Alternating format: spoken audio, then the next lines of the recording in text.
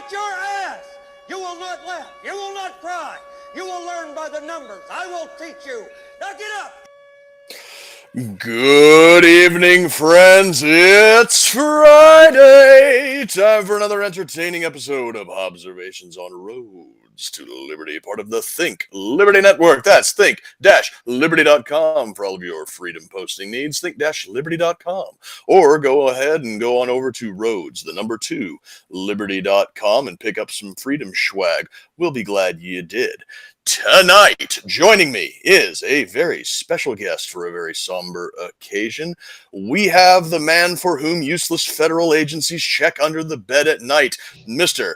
Literally Spike Cohen himself. Sir, how are you this evening? Thanks for having me on, Hobbs. I'm doing well, man. Awesome. That's great. So, I was hoping to get you on last week, but I couldn't get the contact information and everything because, as most people who follow around in the types of circles that I do know, last Tuesday was the 29th anniversary of the Waco siege. And you have really gotten yourself a reputation for cyberbullying the ATF specifically. Well, most federal agencies, but really the ATF. So I thought that it would be kind of a fun thing to get you on. We could talk about that anniversary, the uselessness of that particular agency, and basically anything else that you'd want to discuss. It's tonight. It's your show as much as it is mine. So why don't you kick us off with whatever's on your mind, sir? Well, I appreciate that, and it's interesting because I do at least as much cyberbullying of other agencies and local governments and police departments and corporate media outlets as I do of the ATF. But it's the ATF stuff that I guess at this point the most famous for. Of all my cyberbullying, and I'm fine with that because that means that people really hate the ATF. So I will take that if that's what it takes. I mean, what else? What needs to be said about the Waco anniversary? You have a situation where there was an allegation, which, as far as I know, was never actually proven, but an allegation that the people there, the Branch Davidians, were modifying machine guns or modifying guns to be machine guns and selling them. And there were also allegations, which we now know to be false, that they were firing machine guns at night, but there was never any credibility or any. They never actually demonstrated who the people were that made those allegations.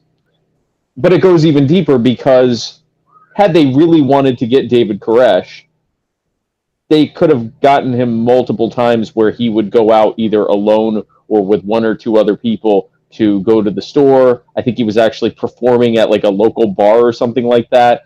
There were multiple times they could have gotten him with little to no incident, but they didn't want that. They wanted a siege. They wanted the agents to get killed. They wanted, when they sit there and say, oh, we remember our agents, you sent them in as cannon fodder. They wanted that to happen. They wanted to burn the building down because they were ultimately fighting to not have their budget cut.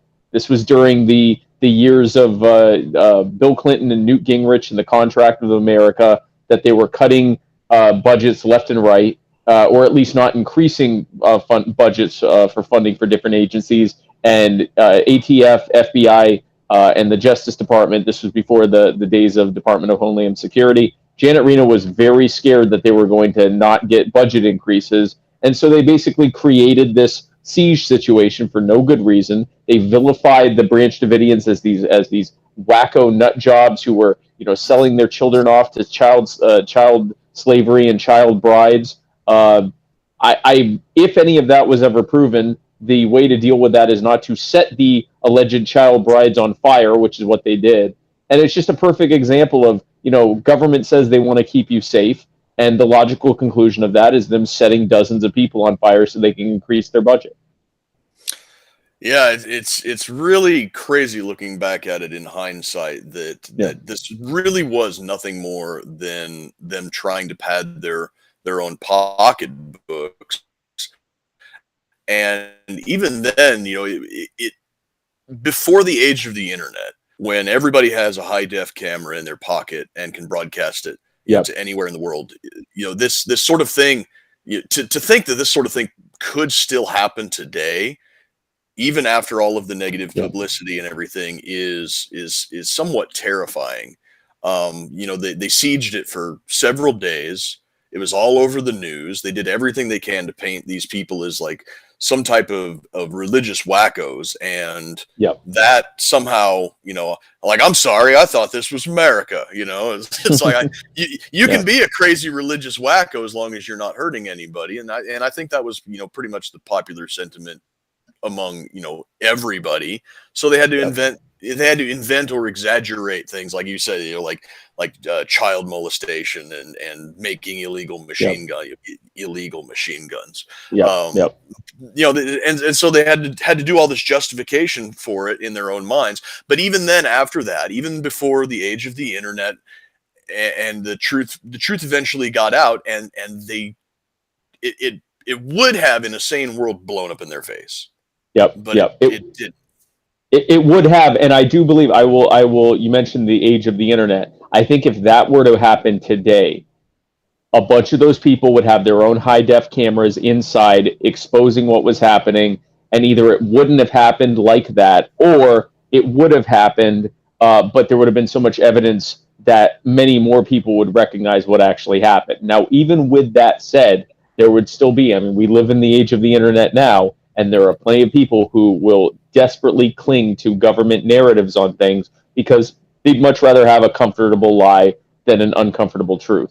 And the uncomfortable truth is, if you or your family is in the way of a government agency getting a budget increase, they will do whatever it takes to get you out of the way, including murdering you. And even if you're not in the way, even if you are a potential thing that they can leverage to get a budget increase, they will murder you.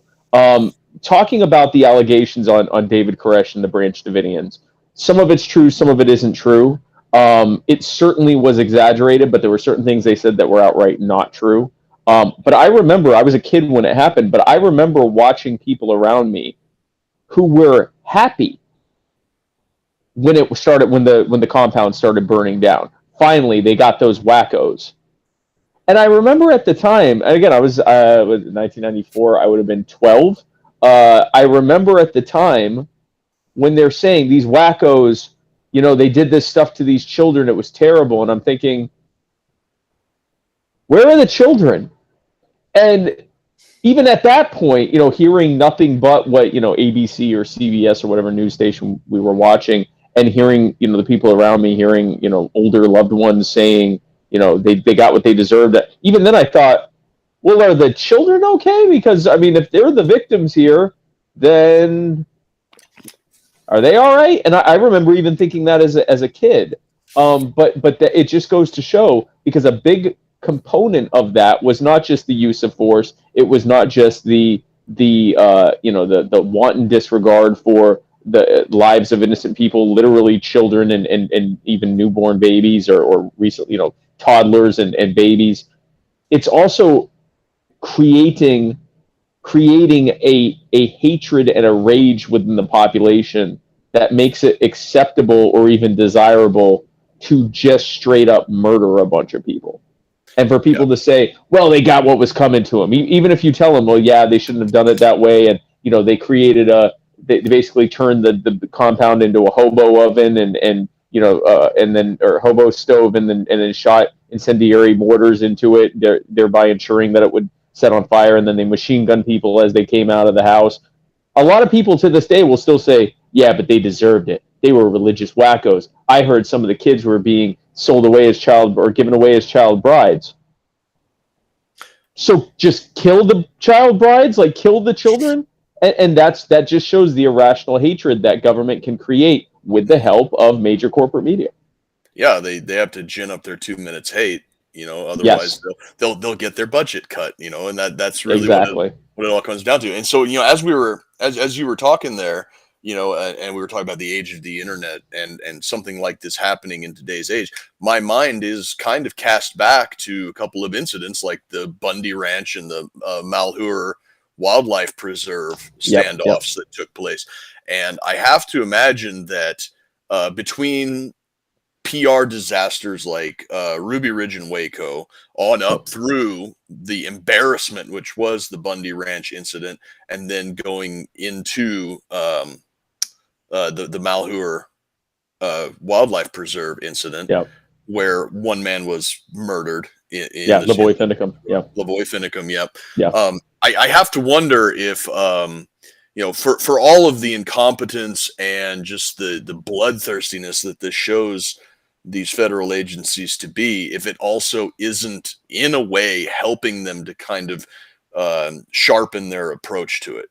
Because the Waco thing was heavy handed. It was a PR disaster. Yeah, 29 years on. Yeah, 29 years on.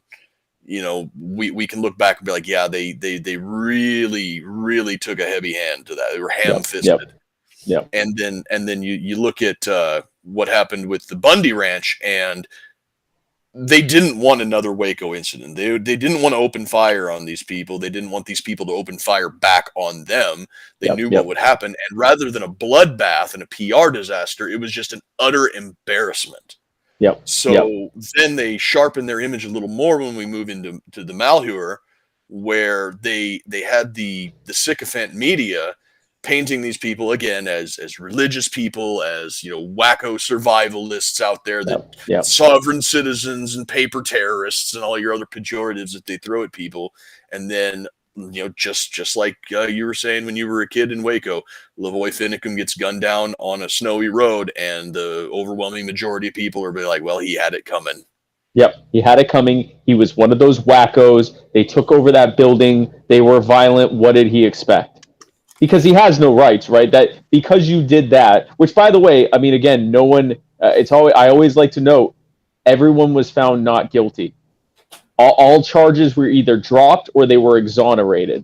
So he was killed for something that the courts or that the jurors decided was that either the judges or the jurors in different cases decided was not or should not have been a crime. Mm-hmm. Well, there you go. So he was murdered. And, the video shows he wasn't pointing guns. They just killed him. They killed him. And this is murder. And then, I mean, even more recently, you've got the killing of Duncan Lemp. Which was they claim that he, met them when they were coming to the door to red flag him, but they won't release any body cam footage of it. His family claims that they just opened fire. It was almost like a glorified drive-by shooting where they just opened fire like a raid, like they did to Fred Hampton in the 60s. So to go back to your question, I do think that government would prefer to sharpen how they do this stuff. I think that all things being equal, they would much rather be able to just quietly snap people up and be able to, not have any incident, not have any violence, not have any news coverage, just do these things and be done with it. The thing is, government is a uniquely bad way of doing everything, including being violent, murderous thugs. Because even though they are prone to being violent, murderous thugs, they're not good at it necessarily. They're actually pretty inept even at that. Often people will say government's only good at breaking stuff and blowing people up and shooting people. Actually, they're not good at that either. They do it. It's one of the few things they can do it with any level of proficiency because it's totally destructive, but they're not good at that. An organized crime outfit can do it far more efficiently than the government can. And so this is government is this weird combination of malfeasance, straight up unethical, immoral evil, and just blatant ineptitude and bloat and inefficiency. And so they're like this terrible bad guy who also sucks really bad. And so yes, would they like to not have any more Ruby Ridges and Wacos and Duncan Lemps even or Lavoy Finicums? Yeah, I'm sure they would. They're going to continue to have them because they aren't good at things.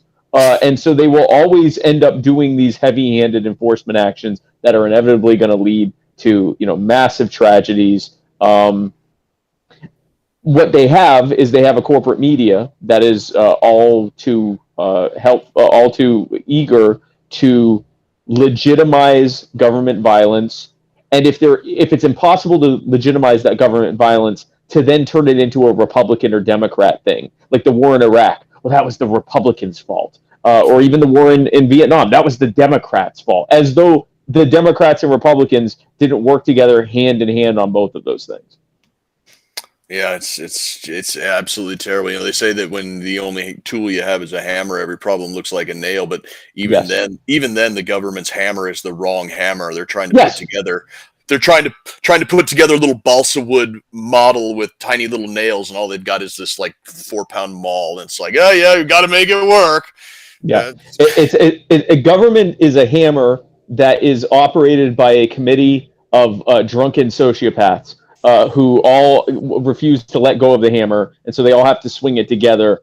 But it's a huge hammer because they robbed all of us to pay for the building of this hammer. So they're still able to hurt people, and they're still able to order people around, but they're actually really bad at it. I'm actually here at Float Fest, and I was talking with some fellow libertarians and anarchists here. One of the things we were talking about is, during the COVID lockdowns, and the vaccine passports and things like that, lost in the conversation about how tyrannical and oppressive it is to try to tell someone they can't live their life, or that they can only live their life if they take a product from a big pharma company or something like that.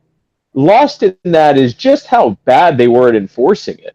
How in New York City, there were actual websites that had nothing but lists of restaurants that refused to enforce the vaccine passports. And it would sometimes take months for the local, the New York City government or the police to find out that these sites were being operated, even though they were not cloak and dagger, they were not hidden. They would be websites like WeDon'tDiscriminateNYC.com. Like, it was not hard to find these things. They were being shared openly on social media, and yet it would take them months to catch up with them and say, hey, are you really not enforcing these mandates? Like, it is.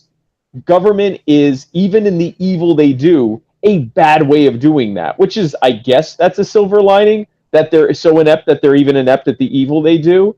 But they're not even good at the evil they do. Yeah, I guess that in a way they think they have to make up for their ineptitude. For when they do catch somebody who's breaking one of their arbitrary little laws, they really have to come down. They'd have to make an example out of the ones that they do catch in their nets, and that's when you get these police brutality videos. You get these crazy people screaming at cops, crazy cops screaming at people. Everybody ends up losing, and nothing good ever comes out of any of this, and yet they continue to do it, and we see this negative sentiment. I mean, it's always been there amongst libertarians and anarchists and whatnot, but even now, more mainstream center left and center right people are starting to really have a sour view on all things that the government does, and rather than take a step back and take a moment of self-reflection, these people, they seem to think that this anti-government sentiment that's growing in this country has gestated in a vacuum. Like, it comes from nowhere. Yeah, it's nothing. It's just bunch of wackos or a bunch of whiny people clinging to their constitutions and my freedoms, and they just don't know that we know how to run your life better than you do, you stupid pleb. So just step aside and let us do our job. They can't come to the realization that the reason people hate you is you. It's what you're doing, and if you would just stop it and leave people alone, you wouldn't have things like what happened on January 6th. You wouldn't have things like what happened at the Bundy Ranch or the Malheur thing. You wouldn't have people seriously getting online and looking up things like how to 3D print a full automatic submachine gun. If for no other reason, even if you don't even own a 3D printer at all, just going onto the search engine every day and typing in those words just to put a thumb in their eye. You would not have that sentiment going on right now if they would just leave people alone. No, so the blowback that government causes around the world, they do that here too. Like we, Yep. we aren't immune to blowback. And ironically enough, when we blow back, they call us terrorists too, right? But really, it's the same thing. It is the reaction to their inept, violent thuggery. That's what it is. It is people saying, "I didn't like when you blew up my village," or "I didn't like when you shot my loved one unarmed in the back of the head. Like I didn't like that, and now I'm upset." Well, you're a terrorist, or even something less extreme like that. Like I didn't like that, and I shouldn't even say extreme, but less violent, but certainly as in many ways in at close to as devastating. Like telling someone, yeah, the business you and your family have been working on your whole lives, you can't have that anymore because there's this disease, and it would be unsafe for people to come into your building. But Costco absolutely needs to remain open. That's necessary. Not your clothing store that might have 6 people in it at the same time, or your thrift shop, or your suntan booths, whatever. Like no, the store with hundreds of people in it that needs to stay open. This creates blowback. It's blowback. It is what it is. And then there's this weird like counter blowback from government. So if you picture like this bully, okay, and he's stupid. He's a bully, but he's stupid too. And he's trying to, give some kid a wedgie or trying to give him a purple nurple or whatever. He's trying to bully this kid. But in doing so, he's such a klutz, he falls over and hits his head and looks like an idiot. And everyone starts laughing. And he's so embarrassed and angry that everyone's laughing at him that he gets up and charges at the closest kid and beats the crap out of the kid. That's government. That's government. Government does inept things. We react to it. And then, like you said, they make an example out of whoever they can catch because they can't actually effectively do what they need to do. But if they can really beat up this one person, maybe they can scare the rest of us. Or at the very least, they can just be violent to that one person. Right. So I've been playing this game. You're talking about the COVID lockdown restrictions that don't seem to make any sense. Like mom and Yeah. pop shop has to shut down, Yes. but Costco and Walmart and Taco Bell can Yep. stay open. Yep. Yep. And so there's this little game that I've been playing anytime that one of these, just blatant on its face retarded things that they do, just throwing it in your face, like we're stupid and we know that that we're stupid. And the game that I play is called Stupid or Evil. And, Yes. and more it's like, okay, is this stupid or is this evil? And more every time that answer is coming back is yes. Yes. Yes, stupid it's and evil. You're evil and stupid. Yeah. Yep. Yeah. That's. Yeah. Oh, go ahead, man. No, I was just going to say that's, at the risk of repeating myself again, it really is that the interesting thing about government is that because of its structure, it's inefficient at its core. And we could do an entire episode about just that. You have a system that's built on coercion and theft, that therefore is immune to market signals, does not have to provide value to its so-called customers. It's not even really a service provider. It pretends to be one to calm people down and stop them from revolting, but it's not really a service provider. It's a violent thievery group that provides some service to keep people, copacetic and calm. But it's not good at those things, and Yeah. it's not good at those things. I was going to say Go ahead. I was going to say, the government, when you talk to them being about a service provider, I forget who said it, but one of the most profound things I've ever heard about that is the government does not levy taxes to provide services. They provide services to justify the levying of taxes. Exactly. Yes, exactly. But they're not good at it. They're not good at what they're doing. And so the structure of government it's not who's running it, it's what it is. The structure of government is inherently going to be bad. It's also going to inherently want that power. They want to wield that power and not to help you. Or even if they do come to help you, eventually they're going to be corrupted by the system and they're going to just become the next evil person. Which is why I say, as libertarians, we needn't just focus on getting to office, because if we're in charge, we'll do it the right way. No, we need to focus on changing the culture. so that we don't get elected because we told the best lies better than Republicans or Democrats. We get elected because culturally people want freedom. And then when we get in there, we need to nullify bad laws that are at levels of government higher than us and dismantle bad laws and structures in government at the level, whatever level we've been elected to. But that's a side note there. But the reality is that you are looking at the reason the answer is yes, both evil and stupid, is because the structure is stupid and it attracts evil people, or attracts people who want to make it good, but then they become evil in the process. Right. Yeah. This is something that I've been bringing up probably the last 2 or 3 episodes that you with Ben, and then with my last Friday's episode, is like there is a direct correlation in the desire not to be ruled with the desire not to rule anybody else. Yes. And that is why, you could say like libertarians, or you can say people on the political right, or however you want to frame it, are so bad at organizing and getting together. It's because not only does none of us want to tell, or not only we don't want to tell anybody what to do, just as much as we don't want anybody to tell us what to do.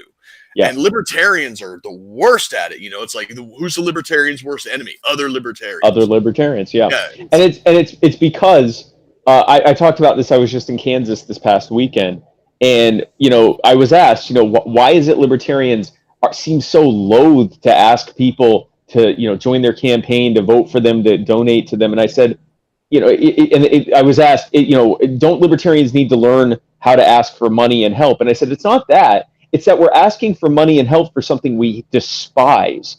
We hate politics, and we really hate money in politics. We hate the system. We're only doing it to try to grab attention to how bad it is and to maybe get elected to try to fight and change things. But we hate it. At our core, we hate it. Even if we've convinced ourselves that this is what we want to do, we want to get elected to office and try to help people. At our core, even at like a primal level, we hate doing this.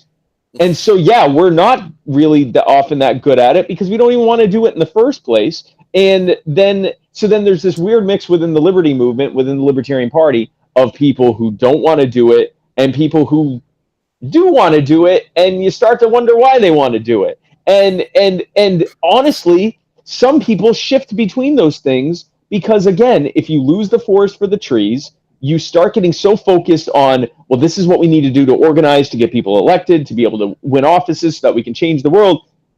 You get so caught up in the rigmarole of it and the structure of it and the process and the contest of it, sometimes you forget the principle. Sometimes you maybe don't even forget the principle, you just neglect the principle and put it on the back burner because right now we got to win. We got to focus on winning, which is why right now my main focus is on the organization I'm starting, which is You Are the Power.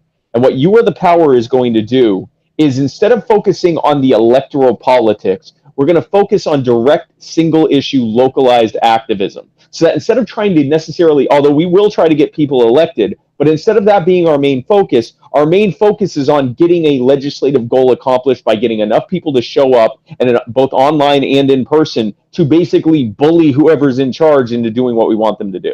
And basically using the swarm model of organization to get a bunch of people to show up and get, city councils and county councils go, okay, fine, we'll make this county a Second Amendment sanctuary. Okay, fine, we'll get rid of the mask mandates. Okay, fine, we won't introduce this new tax increase. Okay, fine, we'll, release the body cam footage or whatever it is we're fighting to get. Get wins that help people's lives now. And if there are elected officials or candidates that want to work with us, that's fantastic. But that's a secondary goal. The primary goal is to start winning things now and to start accomplishing things now and to start doing harm reduction against government now. Right. Yeah. And if the what was it that Breitbart said about politics being downstream from culture. Yep. Yeah. The same thing could apply here. The electoral wins could be downstream from successful local activism. Exactly. Because if you have a bunch of people showing up to city councils and school board meetings and whatever other local government things there are, and they're successful in getting these and the key is the pro freedom stuff. It's like whatever gets the government off of your back and out of your pocket. If you get enough people to do this enough times, people are going to be like, okay, so we got these victories. The city council that we have now, they bent to our will, they bent the knee to us, they kissed the Yep. ring. Yep. Yep. But these are also the same assholes who put this rule or regulation or law or ordinance or whatever in place In the first place. Yep. So next election cycle comes along. Who were the main drivers for this show up and bully the city council thing? And then they start to look for, Exactly. that you're working with. And then next thing you know, your city Yep. council is stocked full of pro-freedom people, regardless of their party affiliation. And these sorts of ordinances not only get repealed and pulled back, they never see the light of day. Exactly. And especially since most of these local elections are nonpartisan. So we can run Libertarian Party members or people that aren't even involved in party politics, and it won't really matter because they don't have a letter next to their name either anyway. So if they're accomplishing our goals and they agree with us on these things, we can work with these candidates on getting elected. And like you said, downstream of culture, if we've demonstrated that liberty works, that freedom works, that our ways work, and we haven't leaned into the party politics aspect of it, and instead of just leaning into the good ideas versus bad ideas aspect, then we can run candidates on just the good ideas instead of saying, and that's why you need to join the Libertarian Party. If they join the Libertarian Party, that's fantastic. If they decide they want to run for office themselves, that's fantastic. But if nothing else, we were able to accomplish that goal. We were able to bring more people into the liberty movement by giving them an earlier and more accessible buy-in than trying to get them to join the party. And then we also could potentially have people join the party and get people elected as a result of it as well. Yeah, and that it's a slow crawl, and I think that has a lot to do with why it hasn't been as successful as we would like, because Americans are all about that instant gratification. Yes. We want what we want, and we want it right now. Well, and that's been the problem in the liberty movement specifically, especially because we fantasize about ending the Fed and ending the wars overseas and ending the war on drugs, and we could maybe end the war on drugs in a city or a county if we put our minds to it and put our work to it. We can work, and in fact, many libertarians have been working on decriminalizing cannabis, decriminalizing psychedelic plants, and things like that. There's a lot we can do. We aren't taking over the federal government. We don't have the wherewithal to do that. We're still fighting to win city council races. We need to be realistic about what we can accomplish, remain principled, not water down things, not try to only do marginal changes, but recognize where we have the focus and wherewithal to be able to do it, and then do it. And then that's the platform upon which we can make the next step and be able to start doing things at the statewide level, and then eventually being able to do things at the federal level. And by doing it that way, by focusing on nullifying bad laws, and dismantling bad, tyrannical, infringing, and oppressive structures, then we also stay true to our vision, because it wasn't about getting elected. Getting elected was a secondary byproduct that helped us accomplish our actual goal, which is nullification and dismantling. And then that way, hopefully, then we can stay true to our vision, even all the way up to the federal level, and nullify and dismantle once we get there as well, instead of losing ourselves along the way and getting so focused on winning elections that becomes our end all be all. Right. So we got a couple of comments over here. So Luke White says, Sure. Instead of saying this is why you should join, we should be striving to be the best ambassadors for the party. Not just for the party, yes, but for liberty for the movement itself. Yes. And, ever since I first got involved in the Libertarian Party back around like 2014 or whatever, even before that, now, that was when I first got involved with the party, but when I first started getting involved, it was the 2007, 2008 election cycle when Ron Paul started making a lot of sense, when I was up in a guard tower in Iraq, 40 miles south of Baghdad, wondering what the fuck I was doing there. Yeah. So yeah, it's the more that I learned about it, the more that I learned about like where this country actually came from versus the rose glasses history that we're oftentimes fed in government schools. The more and more I became aware that a lot of times liberty is a good idea, and good ideas sell themselves. You don't need to have a lot of fluff and a lot of banter. You don't even need to really argue. It comes down to, does this person in an ivory tower on the East Coast know how to run your life better than you do? And unfortunately, a lot of people, they can't break through that mental barrier. Yep. So it does take a lot of convincing with some people, but other people, they come to it easily, and that's always good. And like I said, it's a good idea that sells itself. Nature Devil says Spike should talk about his new organization, You Are the Power. That's what we're talking about right now, Nature Yeah, Devil. that's what we're talking about right now, Nature Devil. No, and I want to go back to what the first commenter said. We do a lot of arguing. And this riles me heavily because I come from a background. I owned a small business for many years, very successful. I'm not a billionaire or anything, but I was very successful in it. And my strengths are in organization building, sales, and marketing, and networking, and all that. If you are talking to your customer, client, whatever, and they're explaining to you that they don't like your product, the absolute last thing you want to do with them is argue with them and tell them why they're wrong. Because even if they're wrong, you're still not going to get them as a customer. Now they're going to hate you and the product. If instead you can figure out, is there something wrong with this product? And if there's not, how am I presenting this product or this service or this idea, in this case, in a way that isn't connecting with the vast majority of people? Now, the answer to that's simple. Most people aren't like us. They aren't cerebral. They aren't first adopters. They need to be walked through it. They need to see how it works. They need to have it explained to them through emotion and through stories and through action and demonstration than from, some philosophical first principles, explanation of how our system works. It's not how most people think. This is where You Are the Power comes in, Nature Devil. This is where You Are the Power comes in, where you are demonstrating how liberty works by saying, see this bad thing that we all agree is a bad thing? This bad thing is happening because government is deciding to do this, and this is tyranny. And we're going to fight against that by doing this instead, or by fighting for them to stop doing this. That's liberty. And at least at some point, you don't even have to say that.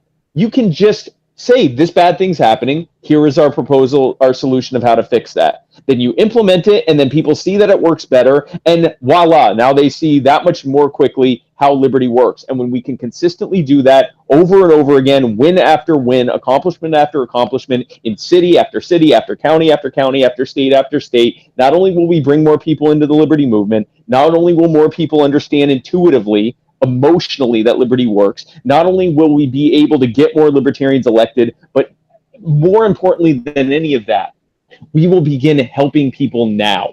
We will begin saving lives now. We will begin improving the livelihoods of people now. We will begin reducing harm that's being done against people now, not waiting for some utopian future where libertarians take over the world and leave everyone alone. Now.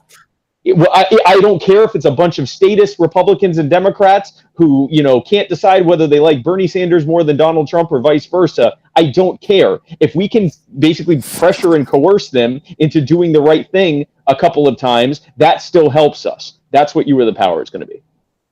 Right.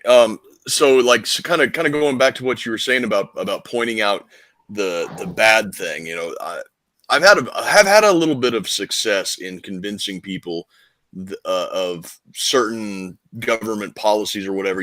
Like you said, we take a policy or something that's going on in the world, and it's universally everybody will agree that this is a bad thing. And a lot of success that I've had has been pointing out that at the root of that bad thing is almost always, like 9 times out of 10, if not more, almost always a seemingly well-intentioned government program or idea, almost always poorly implemented. Yep. But the thing that is the hardest for people to break out of is, well, they meant well. They look at like the illegitimacy rate of inner city minorities, and that's a direct result of the war on poverty. Well, the war on poverty, you want poverty? It's like, no, dude. But you cannot take the intention of a policy and then say that the actual results of that policy are nullified because, they meant well, they just oopsied it, fumbled it for 40 years, and now 75% of people who live in inner cities don't know their dad. Sorry. That doesn't cut it.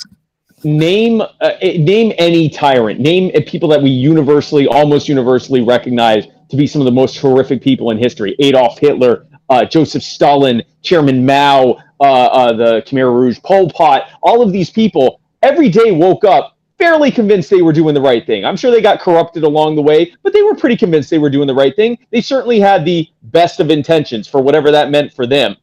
Yeah. Intentions mean nothing. If it doesn't work in demonstration, I mean, that would be like me saying, I'm fixing your house and then I set it on fire accidentally. I go, well, my intentions were good. Okay, great. So I won't have you arrested, but, I'm not going to ever have you paint my house again. That's why we have to focus on not just we have to focus on the actual result. Uh-oh. Did we lose him? Ah, crap. Things were just starting to get good. And that's a hell of a place I think we lost him. It's a hell of a place to freeze at. Yeah, I'll move that down for him. Oh, man. Crap. That is well, shit. I guess it held out that long. Yeah, almost a full hour there. Maybe, yeah, see if I can text Brian. Maybe he can get him to click the link again. But yeah, what he was saying there, and his LinkedIn sputter out. I wonder if his phone died. Maybe. But yeah, what we were talking about there about the good intentions and whatnot. I forgot where I was going to go with that. I'm trying to do 2 or 3 things over here at once, trying to text people and talk to you. But yeah, the villains of history, like he was saying, like the Hitler and Stalin and Mao and Pol Pot and whatnot. The villains of history, you're going to find that an evil person, like a genuinely evil person who is doing evil for evil's sake, is exceedingly rare. You're not going to get a real life Skeletor who's like, I don't want to be happy, I want to be evil. Hitler didn't wake up in the morning and stretch and be like, oh yeah, time to be a piece of shit today. No, he woke up and he thought that what he was doing was in the best interest of the German people. Stalin was like trying to pursue communism because he thought communism was what was going to bring the human race into peace and harmony. And if they got him a whole lot of power and influence along the way, it's a happy accident. Well, you can drill that down even lower. I mean, everybody wants to be the hero in the story of their life. I mean, that's why during the coronavirus thing, you had so many people that were jumping on the stay at home, do your part bandwagon. Cause maybe they've been a pathetic loser. Here's their chance to seem like they're being a hero, and they have to have minimal output of activity to do it. I mean, everybody, I think, starts out that way. Yeah. Everybody, you're right. Everybody wants to be the hero in their own story. And nobody's like, the story of my life, I'm the piece of shit. Yeah. Like I said, there is no such thing as a real life Skeletor. I kind of chimed in there when you guys were talking about local government stuff, and I'm in the camp. People are like, "Oh, you're on city council. You must really like that." I'm like, I've hated every second of it. That's why I tell people that. No, I've hated every minute of this. There's nothing enjoyable about it. Yeah.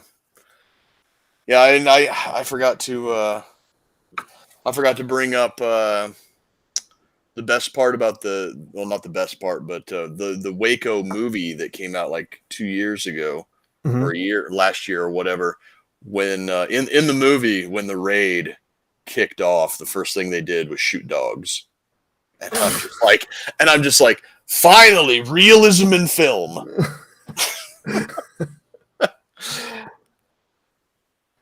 So, yeah, that happens around. There was a sheriff's deputy around here that gunned down like 6 dogs, and they finally got rid of him. Jeez, it took him long enough. Yeah. Well, I don't know if we're gonna get him back. I'm gonna guess.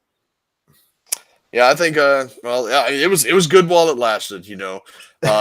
Spike, if you watch this after the fact, I want to thank you. I'm going to send Brian a text here in a second. We forgot to tell him that'd be his 4th time on the show too. Yeah. Yeah. So, if you're watching this after the fact, or you get it from Brian later on, thank you for taking some time out. I know you've been traveling, and you're at Float Fest right now, so you're a busy man, and you're sometimes hard to get on, but you took your time out for our little shit posting podcast from the middle of nowhere, and for that I'm thankful. Ben, you got anything? No, I don't. I think you guys had a good roll going there. Yeah, it's a damn Thanks everybody for dropping in. We had like 16 people at one point, which is pretty high for a live stream, really. Yeah, not too bad. We got a show next week, maybe, if there isn't another mini Hobbs hanging around. It's looking like sometime next week is going to be the day. So we'll see. And we'll be on a little hiatus. What do you take a couple 2-3 weeks then? You decided? Maybe one one or two. We'll have a little hiatus for 1 or 2 weeks when that happens. So yep. But if we're here, we're here. If we're not, we're not next week. Yep. All right, everybody. Thanks for coming in for tonight. Thanks for all of your good questions and fun comments. And I'll pass along to Spike that you all love him. So